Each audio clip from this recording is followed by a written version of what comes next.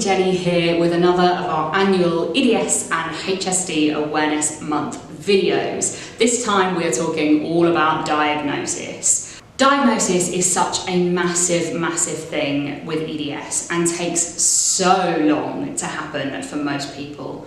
A few years back they found out that the average age of first symptoms showing is 12 and the average age for diagnosis is 24. That's 12 years between being affected by this condition and actually having some answers. Personally, I was lucky. It only took me 2 years of actively searching to get a diagnosis, but it should never take anyone that long to get answers. Here are some incredible zebras sharing their stories of diagnosis. So, I was under Stanmore Orthopaedic Hospital for a condition that I've had since birth, and all of my pain and other issues that I started getting when I was a child were put down to that. It was only when I had a few surgeries sort of in my teenage years and that problem was almost fixed that my consultant realised I had hypermobility and thought that my issues could be down to that. So I was referred to UCLH, but because of my age I was discharged before I could get any proper diagnosis, and I spent the last 2 years trying to get back into Stanmore, and I had my first appointment at the Hypermobility Clinic at Stanmore last week and I was officially diagnosed with EDS hypermobility. And I started the diagnosis journey a while ago, like when I was like 12, and then basically they referred me to orthopedics. Orthopedics said, yeah, you're definitely hypermobile, like really hypermobile, but we don't think you have EDS because that's a once in a lifetime condition that we see. Once in a lifetime. He literally said that. And then essentially turned around and went, but we'll refer you to rheumatology anyway. They referred me to a rheumatology clinic at my local hospital, who said basically the same thing. And told me that I'd feel better when I was 18. I've heard that. But then referred me to genetics anyway, who confirmed my diagnosis within 5 minutes of the appointment and said, yep, absolutely no doubt about the fact that you have hypermobile EDS. My journey to diagnosis was a long one. I had had symptoms since I was an infant, but none of my doctors had ever really picked up on it or fit those pieces together. My pediatrician's nurse actually almost called CPS on my mother a few times because I had so many injuries as a child. What I eventually ended up doing was asking my primary care physician when I was 28. I asked him, do you think that all these different issues that I have could be connected? And he was completely overwhelmed. And so I started looking around online and I found a YouTuber named Annie Elaney, who is an EDS activist and a disability rights activist. And she had this video where she talked about her process of diagnosis, and it sounded like she was basically talking about my life. I had never found anybody who had been through the same kinds of things that I had been through before, and her experience was just so similar to mine that I started researching EDS myself.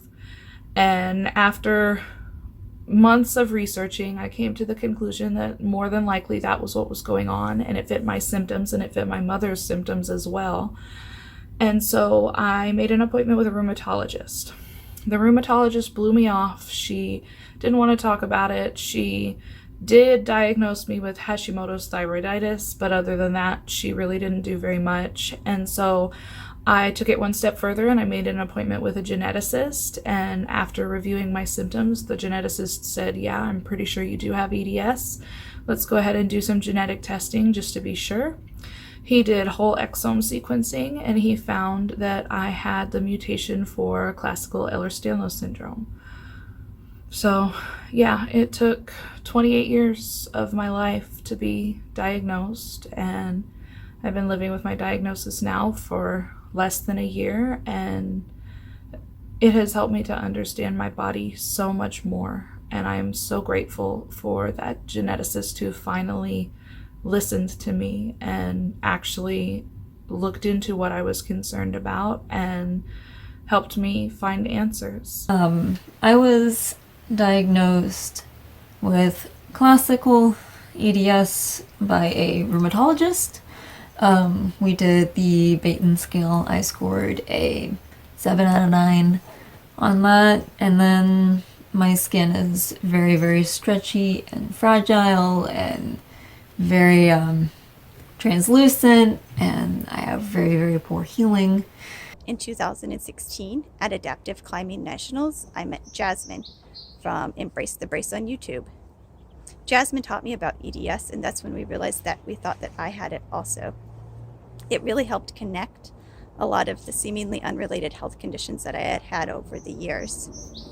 To get diagnosed, I took the criterion to my primary care provider, and we went over it together and realized that I met all of them. So I don't know how much I've actually spoken about my diagnosis story before. I did write a big old blog back on it, and that's how Chronically Jenni came to be. It was just letting my friends and family know what on earth was going on with me. But the story really starts back in 2014 when I was having these awful headaches, didn't know what they were. Obviously, throughout my life, looking back, I can see all the signs from when I was much, much younger. But nothing truly hit until 2014. So I went to the doctors and they kind of just thought it was migraines that I'd had when I was younger and kind of, you know, put me on some different pain meds and we worked something out. I had an absolute nightmare at the end of first year. I nearly didn't do an exam, but I made it through and then was put on some better pain meds and ended up getting through the summer okay. It wasn't until I came back to uni in 2015 that things really started getting bad. POTS turned up out of nowhere. Obviously I didn't know what that was then and was really affecting my life. I lived very far away and couldn't get into class and would stay in bed all day with these horrific headaches and these heart palpitations and doctors telling me that it was just a bit of anxiety and ended up in hospital and not knowing what was going on. I saw so many doctors. One guy MRI'd the wrong bit of me before telling me there was nothing wrong, and it took several months to discover that this had happened. I saw a neurologist who told me that there wasn't anything wrong with me, even though I had a CSF leak. So in December of my second year, I made the difficult decision to leave university and just go and search for a diagnosis. I was very, very lucky. The first random doctor that I saw when I got back home didn't know what was wrong, but knew a guy that would know what was wrong. So I went to see him and he pretty much diagnosed me with EDS, POTS and a CSF leak on the spot. Obviously I then went to a rheumatologist and the autonomic unit and another neurologist to get all that solidified. But he was such a great doctor, he just knew. And that shouldn't be a lucky situation. I know so many people that have never been that lucky. But then, obviously, when we found out it was genetic and started looking into it more, we found out that my mum has it, and that's where I've got it from. But she's had it her whole life and never even known. So this condition is so difficult to get a diagnosis for, and I only hope that they can discover a gene for hEDS soon, so that we can all get some answers, and that maybe one day there will be a cure. I was diagnosed with EDS or ehlers-danlos syndrome in October 2018 at the age of 33. Interestingly enough, the first time someone mentioned that I might have EDS was when I was getting an EMG study done for my arm for nerve conduction, and she mentioned that all of my problems with my body might be caused from ehlers-danlos. And I was clinically diagnosed by a rheumatologist, Dr. Catie here in Denver, Colorado. He's fantastic. And he was the one that officially clinically diagnosed me, and hopefully I will go get genetic testing to confirm which type I have. I was at an orthopedic surgeon when I was 26, and as he was walking out the room, he said, "Did you know you're hypermobile?" And away he went. I went home to Google what that meant, and that led me down the rabbit hole of EDS. And I called my mother crying, saying, "I know what's wrong with me. I finally figured it out. I finally know."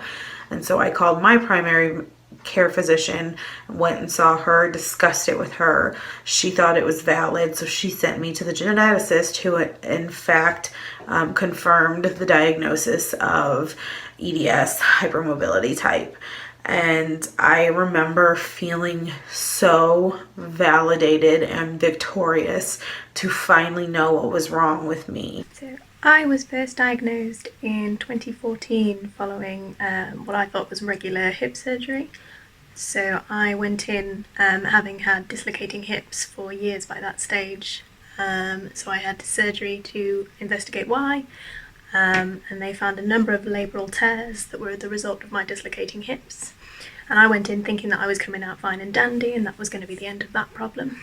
And when I awoke, they told me that they suspected I had what was known as hypermobility syndrome, and that this probably wasn't limited to just my hips, and probably would be a problem that would kick in with some of my other joints later on in life.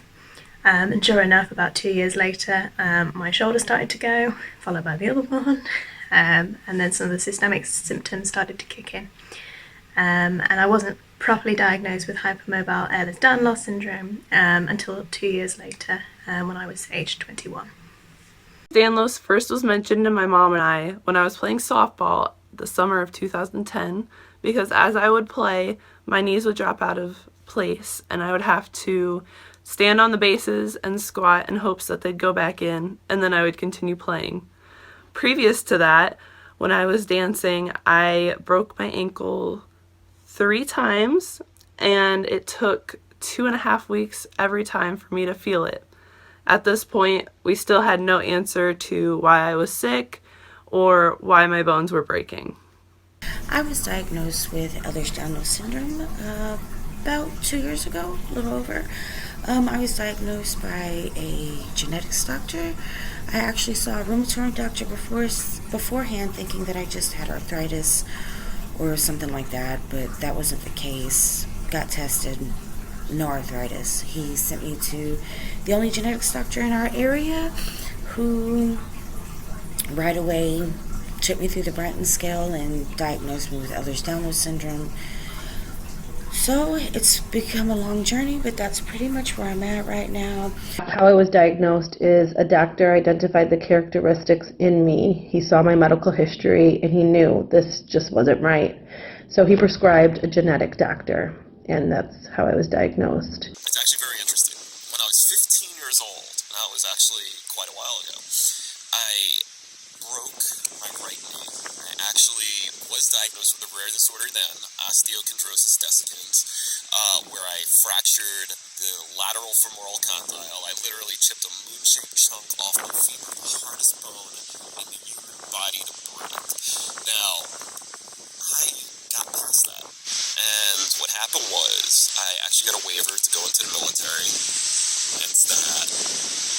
And what happened after that was problem after problem after problem. And now, many, many years later, I've had about a dozen surgeries all over my body. I have very bad problems with my wrists, problems with my lower back, problems with my knees. And one day when I was 39, I was just browsing on YouTube. And somebody was talking about autism. I don't know how I ended up on it, probably looking up something about Asperger's, which is very interesting. I know there's some debate on what it's called, but however, they spoke about EDS and the symptoms, and I was captivated. I watched some more, and I had an aha moment. Not like the 80s band aha, but an aha moment. I said, wow, this is me. And for the first time in my life, I knew exactly what was wrong with me after trying to figure it out for years, talking to many doctors. And I went to the doctor, and they said, that's very complicated.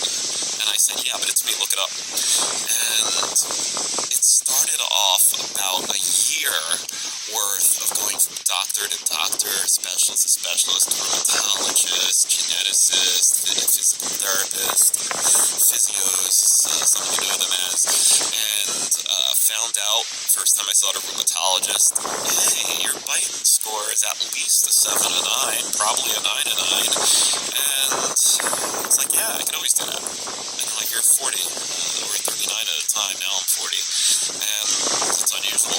There was a lot of things unusual, like about POTS, like looking at stuff in the supermarket, at the store, and I'm bending down and get up, and all I had no clue other people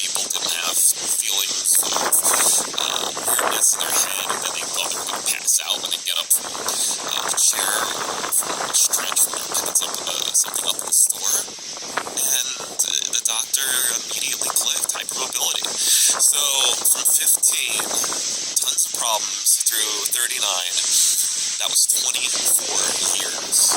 And I heard that it does take a long time, sometimes an average 10 years to go into one study in order to get diagnosed. And I don't wish anybody that stretch of time in order to find a proper diagnosis. It's just that simple. But it's not. That's how I got diagnosed. I diagnosed myself. I went to a doctor, and I pushed and I advocated for it myself. Two main principles: advocate and awareness. Make the doctors aware. They don't know about this. I was diagnosed when my cardiologist suspected it and sent me to a rheumatologist. For my diagnosis, I travelled to London and was diagnosed there by a rheumatologist who specialises in EDS. So I was diagnosed at the NNUH, the just local hospital in Norfolk, in Norwich. I was diagnosed by a rheumatologist. Luckily, they had quite good knowledge of EDS and HSD.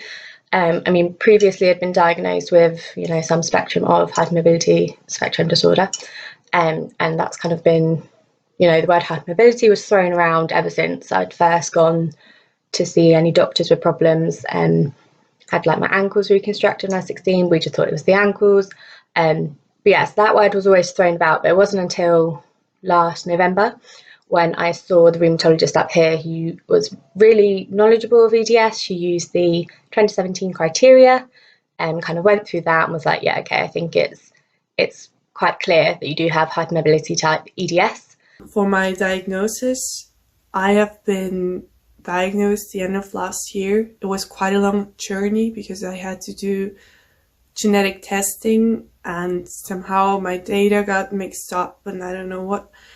I've been diagnosed with hypermobile ehlers-danlos syndrome, and how I got to this diagnosis was via my oncologist. I had, I think, 4 or 5 knee surgeries before I met him because I had a tumor in my leg.